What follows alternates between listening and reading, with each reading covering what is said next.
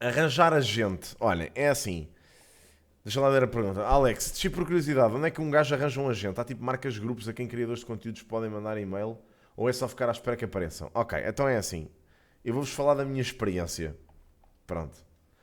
Ahm, eu basicamente, pá, eu não estou. Eu estou com agência já há 5 anos, 6 talvez.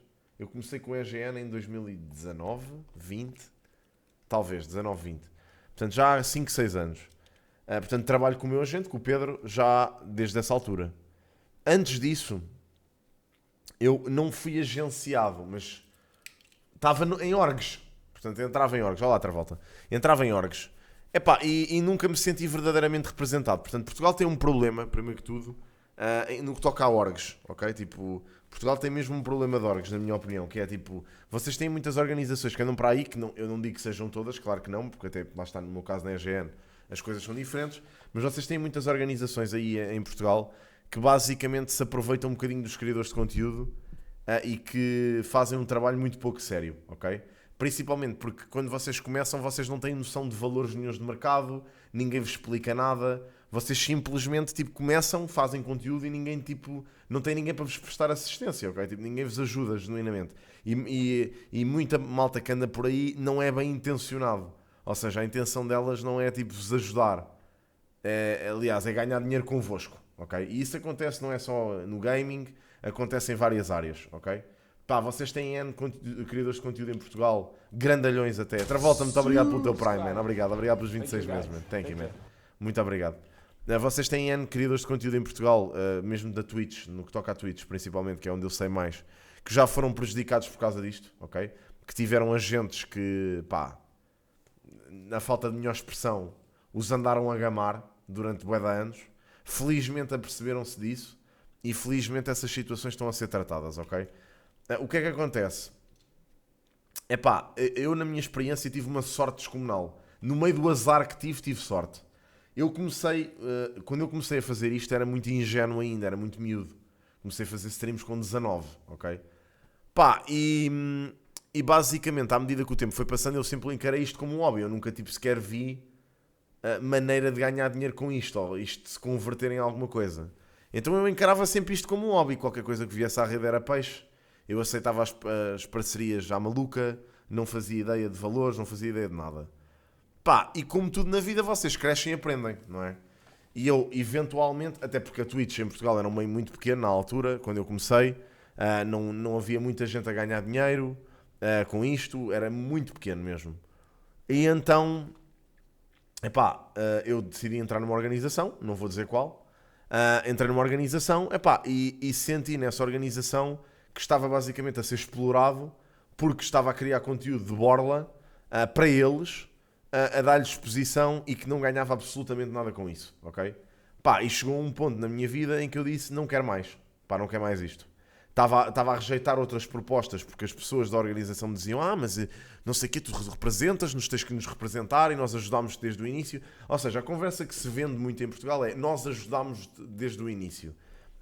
E isso é uma tanga, ok? Porque, imaginem, já lá vamos, Sofia, espera lá. Ou seja, essa conversa é tudo uma grande tanga, porque a maior parte das orgs não faz nada. Pelos criadores de conteúdo em particular, pelo menos aquelas de que eu tomo conhecimento. Pá, e a lealdade não chega para vos prender a uma cena. Tipo, não é isso que. Pá, neste caso, amigos, negócios à parte. Tipo, vocês começam a ser um streamer grande, pá, até amanhã. Alex, há montes de malta a falar sobre isso. Tipo, tens montes de malta a falar sobre isso. Isso gerou grande drama. Tipo, não só esta, mas outras. Portanto, o que não falta é isso. Eu acho é que com cada caso, com cada escândalo que acontece de agências e de organizações e não sei o quê, isso acaba por lixar aquelas que trabalham de forma séria, ok? Como é que eu descobri a EGN? Eu sabia da existência da EGN, tipo, sempre ouvi falar deles, já de vários anos, mas nunca tinha real noção do trabalho que eles desenvolviam. Eu conheci a EGN através do Shikai. Portanto, eu comecei a ser chamado para eventos, ok? Comecei a ir fazer trabalhos E até aí era eu que tratava das minhas coisas, era eu que tratava dos meus valores, eu negociava com as marcas, eu fazia esse trabalho todo. Negociei com a Vorta, negociei com a Comic Con, negociei com várias entidades quando comecei, ou tipo, ali quando isto comecei a profissionalizar, ok?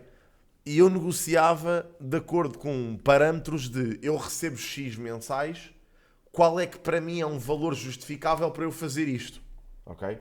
E era com base nisso que eu negociava os meus valores. É errado, eu não percebia nada de métricas, não percebia nada do que era valores de mercado, o que é que se praticava, pá, não percebia nada disso, ok?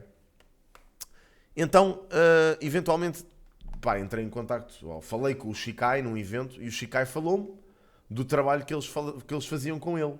Pá, e chegou um ponto em que as coisas estavam a ser tão overwhelming para mim, porque eu estava a criar imenso conteúdo, estava a ter muita exposição, tinha muitas marcas e muita coisa a entrar em contacto comigo para eu fazer trabalhos, e basicamente eu não estava a conseguir dar resposta a isso tudo. A parte burocrática da coisa, eu não conseguia lidar com isso, porque era demasiada coisa em cima de mim. Então, pá, andei desesperado à procura de um agente. Tipo, andava desesperado a tentar perceber onde é que eu ia conseguir encontrar uma pessoa que fizesse esse trabalho por mim. Pá, e eventualmente a EGN entrou em contacto comigo. Epá, e eu, organizações de esportes, eu já estava pelos cabelos com elas. Portanto, eu nem queria ouvir falar disso. Eu queria uma agência, pá, daquelas grandalhonas. Olá Maria, como estás? Daquelas grandalhonas que tivesse, pá, malta que trabalhasse nesta área há muito tempo e que eu soubesse disso. Pá, aquelas com nome, estão a ver? Entretanto, a EGN entrou em contacto comigo e eu lembrei-me da conversa que o Shikai tinha tido comigo sobre o trabalho que eles tinham desenvolvido. E aceitei reunir com o Pedro, que é o meu agente. Reunimos em 2019, penso eu. Reunimos os dois, tivemos uma conversa séria sobre isto, presencialmente. Fui ter com ele, tivemos uma conversa séria os dois sobre isto, quais é que eram os objetivos, o que é que fazia sentido, o que é que não fazia sentido. E eu gostei muito da maneira de trabalhar deles. Primeiro gostei da transparência que eles tinham. Ou seja, a forma de trabalhar deles foi muito focada no... pá, tu estás em CC em todos os e-mails, todas as negociações que aconteçam, tu estás lá, tu vês os valores que são discutidos, tu vês as propostas, vês tudo. Não há nada que seja feito por baixo da mesa. E isso agradou-me. Porque eu pensei, por muito que eu possa estar numa agência grande e que eu acho que são sérias e que não vão fazer trafolhices, nada me garante que isso não acontece. E então aqui houve essa garantia logo desde o início. E portanto deixou-me à vontade. E a partir daí eu comecei a trabalhar com a GN, comecei a trabalhar com o Pedro. Foi o Pedro que me começou a tratar de tudo. Tudo o que era marcas que me apareciam. As coisas são, para vocês terem ideia, sempre que alguém me envia um e-mail para o e-mail de trabalho, esse e-mail está disponível para o Pedro ler. E o Pedro, se ver esse e-mail, responde. Eu praticamente já não respondo, a não ser que seja coisas mais pessoais, tipo, no sentido de tipo, ser um viewer, como por exemplo a Sofia fez agora, que me enviou um e-mail, e uma cena mais pessoal. O Pedro não lê esses, por norma. Tipo, não, se ler é do género, olha, vi que recebeste isto, se quiseres responde. Ele avisa-me só. Vi que recebeste um e-mail que não era sobre trabalho, era uma coisa mais de comunidade, se quiseres responde.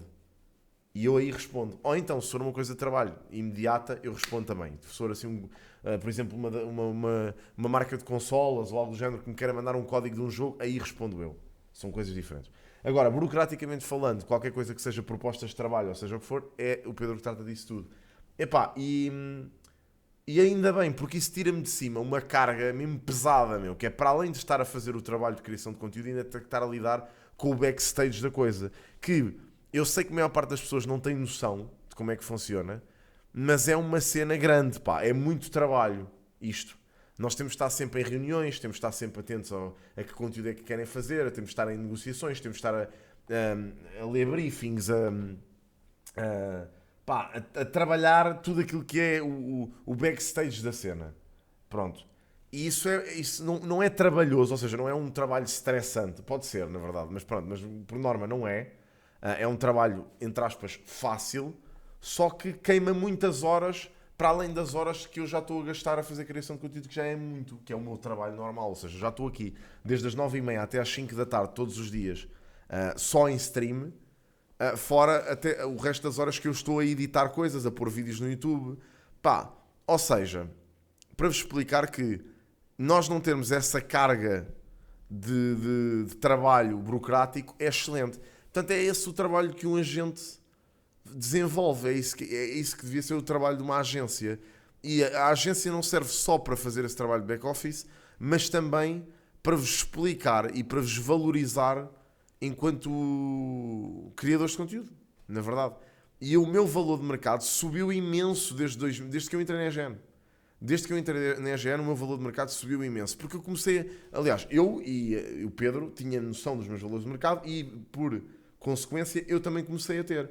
Portanto, eu acho que este trabalho de consultoria é um trabalho que devia ser bem remunerado, porque há muita malta cá em Portugal que não tem agentes ou que tem agentes que os falcatruam e andam a sabotar o trabalho a toda a gente, inconscientemente. Ou seja, pedem valores muito mais baixos do que aquilo que o resto do pessoal faz. E por isso, ter uma agência por trás não é mau, é bom. Defende-vos. Defende-vos bastante, o que é positivo. Portanto, é basicamente isso. É assim, tu podes ir à procura de um agente, mas por norma os agentes encontram-te. Exatamente, começas a fazer um trabalho muito mais profissional. O que é, para mim... Mas essa parte é mais falta de contratualização e awareness do stream. Sim, só que outra volta, é aquilo que eu digo, quando tu entras nisto, tu não vais para este mercado a pensar que tu vais profissionalizar, estás a ver? Então, eu sei que é a obrigação das pessoas terem noção dos seus valores de mercado e saberem e lerem os contratos como deve de ser, mas não é uma coisa propriamente comum, estás a ver? Eu hoje em dia já tenho essa bagagem. Antigamente não tinha, percebes? E não era por mal, era mesmo porque eu não tinha essa noção. Estás a ver? Portanto, é mais por aí, E isto é uma cena que faz falta a toda a gente. A toda a gente mesmo. Portanto, acho que são raros os criadores de conteúdo grandes em Portugal que não têm um agente. Digo-vos já. Tipo, o Rick tem, o Dazer tem, o Impact tem a Gia a trabalhar por ele, mas está a fazer agenciamento do Impact, neste caso. Eu tenho, o Moraes tem, que por acaso é o mesmo que o meu, o do Dino. O Cardoso também tem, por acaso também é o mesmo que o meu. Pronto. Tinha dois. Neste caso, o do Moraes é o meu. Portanto, é isso. Portanto, é isso. Eu não sei se ele tem mais alguém a fazer esse trabalho, mas que ele trabalha connosco, trabalha. Consegue. Tipo, é um trabalho comum. Malta, deixa-me só. A minha avó está-me a ligar insistentemente, deixa-me só perceber o que é que se passa. Pode ser alguma coisa que seja preocupante. Esperem só um bocadinho.